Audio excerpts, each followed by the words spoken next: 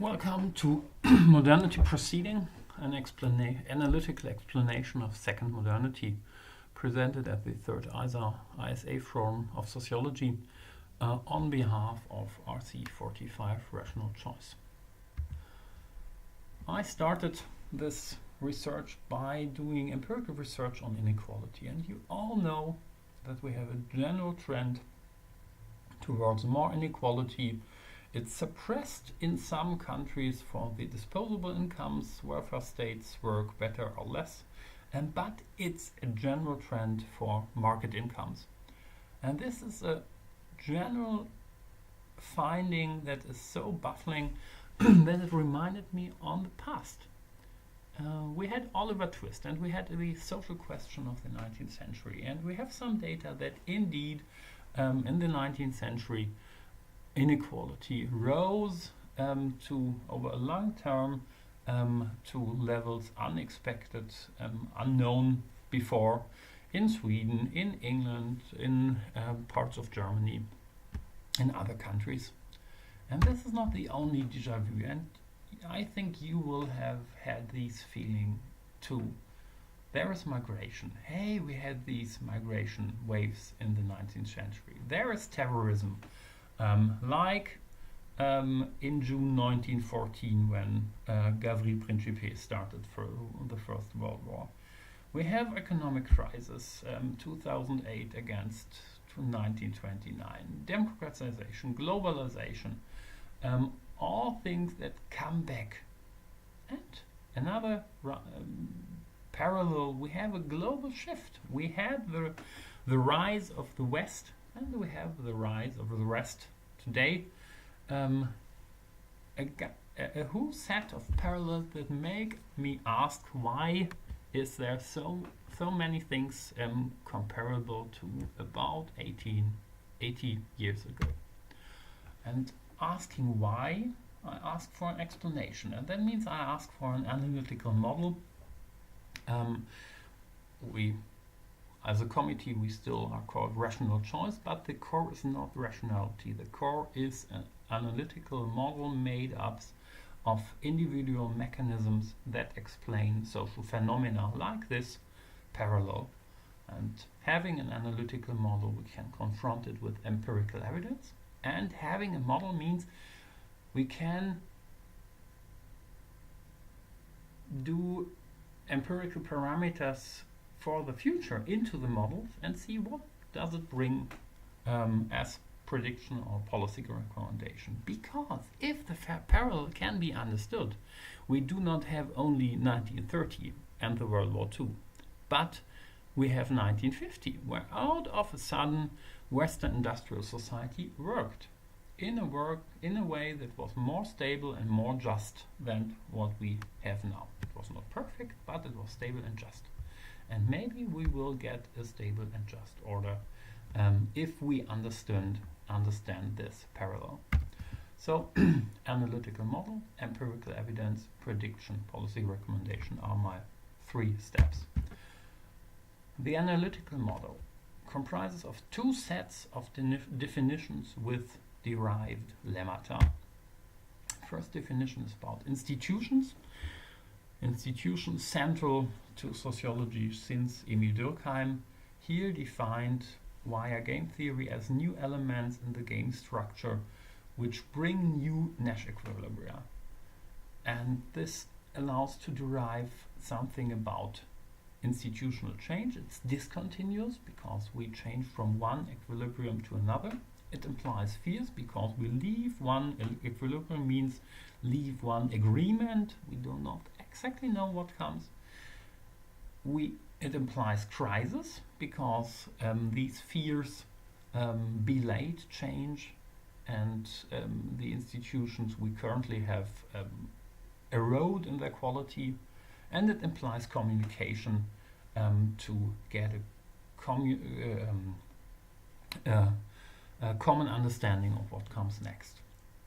And we can derive a specific lemma about modernity as a set of institutions applying interaction principles that become adequate only through the modern growth process. We become rational because resources information allow us to think in alternative solutions. We become deliberative because resources and information allow us to involve all actors in bringing information to a decision and not to concentrate information retrieval and decision making and on the highest status actor. But this introduction of the principles of modernity is not in one single step as the naive modernization theory thought. And this is because of the existence of organizations. Organizations are groups with institutions that allow them to perform as actors. And that means organizations, firms, household parties, schools, in every field there are organizations as an intermediate level in the structure of human action between individuals and the macro level. And this transforms modernity in a 2x2 process because organization matters where principles of modernity are introduced. They are first around organizations. It's earlier optimal to apply principles modernity to the interaction of organizational actors, and only later we have enough resources and information to apply the principle of modernity within organizations. This is why we see first and second transitions. And organizations matter in forming the institution that cope with the setting. This happens first within organizations. We can use trial and error and have a very smooth process. And only later, after discussion, communication on the macro level, become new institutions around organizations. This is why we see a first and a second part in each transition, and this is why we come a 2x2 process with 4 types of institutional innovations in 2 transitions and 2 parts. And this is what I can confront with empirical evidence, because we already have had type 1, type 2, type 3 institutional innovations already. We have type 1 and type 3 within organizations, best seen with regard to household. We get romantic love in the 19th century.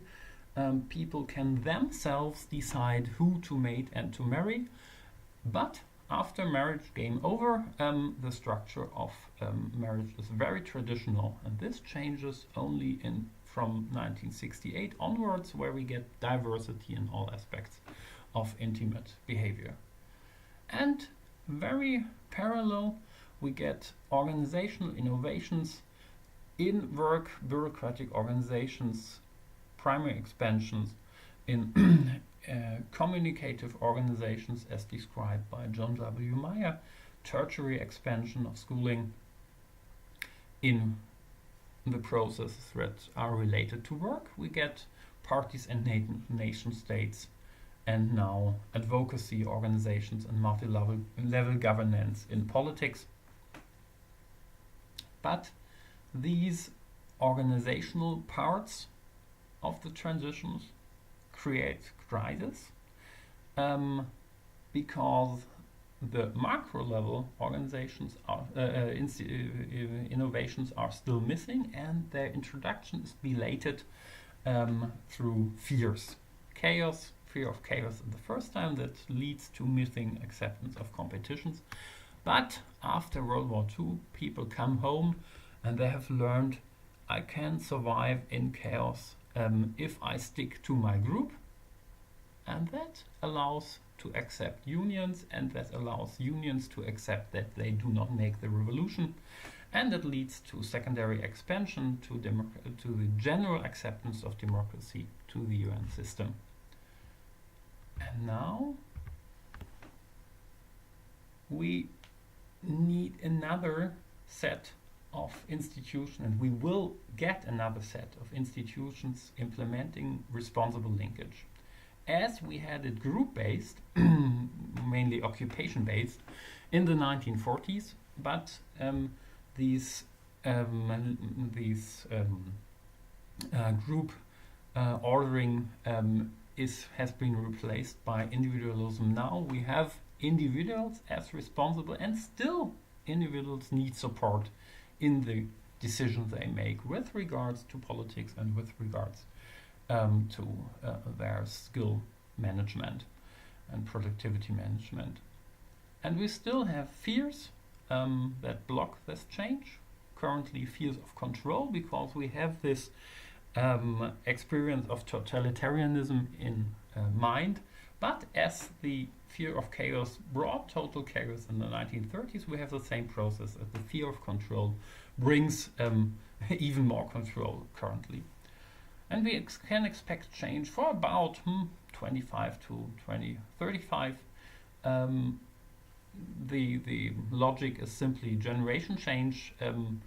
After this terrorist strikes that tells the world that the old order cannot stay, we need about 35 years. So we ended with the industrial society in 1949, and we will end with full modernity in about 2036 or so. But the difference is higher complexity makes communication necessary. The introduction of industrial society needed changed mindsets for whole population, but the appropriate institutions were introduced by very few politicians and civil servants. And this will change now. We need a broader communication process because the things are more complex currently. I concentrate here in my presentation on the prediction for politics. The prediction for work is in the appendix. We can discuss it if we want. What do these things mean for politics?